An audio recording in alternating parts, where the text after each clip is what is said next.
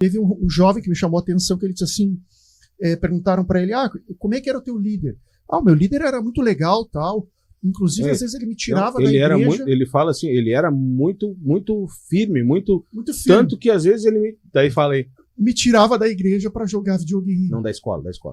Buscava da escola para sair para jogar videogame. Então ele tirava a criança da escola para discipular, entre aspas, jogando um videogame.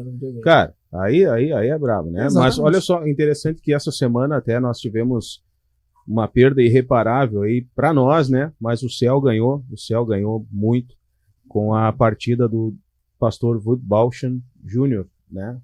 E ele é um dos entrevistados desse documentário e ele fala assim, né? Em dado momento em que o Leclerc está falando com ele diz, cara, nós precisamos entender que nós recebemos de Deus um presente, nós recebemos de Deus uma herança e uma missão de inculcar, de discipular, de cuidar dos nossos filhos. Nós recebemos um presente que é a possibilidade de inculcar a fé nos nossos filhos. E daí alguém, em algum momento, nos convenceu de que nós não éramos capazes disso e que a melhor coisa a ser feita era dar esse presente para que outro cuidasse. Porque ele fala, durante o documentário, ele entrevista vários pastores e eles dizem que muitos dos pais não se sentem capazes de executar esse discipulado dentro de casa. E acham, né, nesse ledo engano, assim, cara, esse cara está à frente do departamento de jovens, ele é o cara capaz de, nesse momento da fase da vida do meu filho, fazer com que a fé seja impregnada no coração desse jovem, desse adolescente, e joga lá e transfere a responsabilidade para o pastor de jovens. E aí ele está, cara, eu ouso dizer, cara, você está em pecado. Porque você está se desfazendo da missão que Deus confiou para ti. E está colocando o peso sobre os ombros de alguém que está ali, porque talvez assumiu uma responsabilidade, aceitou um convite, naquele afã de fazer alguma coisa pelo reino, e, cara, não é responsabilidade dele. Não. Né? É que terceirizar a responsabilidade é o caminho mais fácil, né? E hoje, falando até da nossa geração, assim, nós mais velhos, vou me colocar no patamar de vocês, que são todos 50 a mais, né? Mas assim... Ô, cara... Que é isso? Mas assim, vamos dizer assim, a nossa geração... assim, a nossa geração, vamos dizer assim, nós que já somos pais, né? Nós que somos responsáveis pela geração mais nova que está vindo agora, nós estamos em tempos em que as coisas são cada vez mais corridas, né?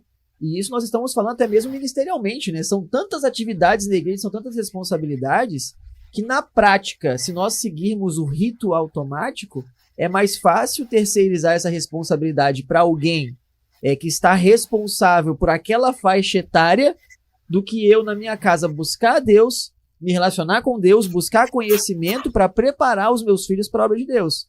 Né? Então, falando de um rito automático do que seria mais fácil, seria assim. E hoje nós estamos numa fase da terceirização. Falamos isso sobre masculinidade. É muito mais fácil contratar, né, um especialista para determinada coisa do que simplesmente eu aprender e resolver esse problema. E aí a gente vai... muitas das vezes eu já fui abordado, né? Mas por que tu não contrata alguém para ensinar isso aqui pro teu filho agora que ele tá na idade de entender? Né? Por que tu não leva ele nesse determinado lugar aqui que ele vai aprender? Não, essa responsabilidade é minha como pai. Né? E isso me desafia até mesmo eu buscar mais a Deus para que eu também esteja capacitado. Então, é mais fácil eu terceirizar do que eu buscar mais a Deus, do que eu estudar mais, do que eu buscar mais conhecimento da palavra. E a gente segue por esse caminho em todas as esferas da vida, né? E, infelizmente, isso alcançou a igreja também e o meio dos evangélicos, vamos dizer assim. Felipe. Vai, Felipe. Eu queria voltar aqui um pouquinho, aproveitando a fala do Juarez. O que acontece? Até voltando na ordem cronológica lá do documentário, tá? O que acontece é que nós vemos hoje uma geração que perdeu totalmente o respeito pela fé, por Deus e pelos valores, inclusive, da igreja. O Leclerc, ele comenta ali em um certo ponto do documentário que a igreja ela acabou decepcionando, né, o jovem, e hoje o jovem ele perdeu a credibilidade na igreja e também nas coisas de Deus. Então é importante a gente verificar e tentar entender o que é a igreja. A igreja ela foi criada por Deus. assim como a família. Tá?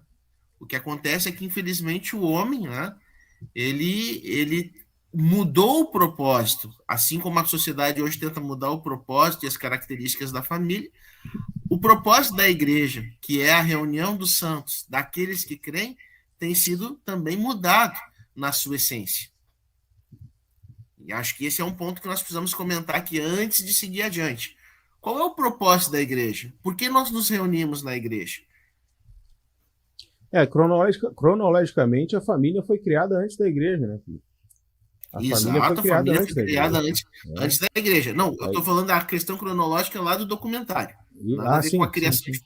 Isso, não. Ele faz aquele panorama, até porque no início ele é bem aquilo ali que o Alexandre falou, ele faz essa entrevista, dá aquele panorama, ó, e mostra, né? Ele deixa escrachado, ele diz, ó, a realidade é essa. Os caras pulando, um chega a dizer assim, ó, o que nós realmente conseguimos a partir desse evento aqui, além de amassar melancia. Amassar melancia no sentido de ficar pulando e saltando e virando cambalhota.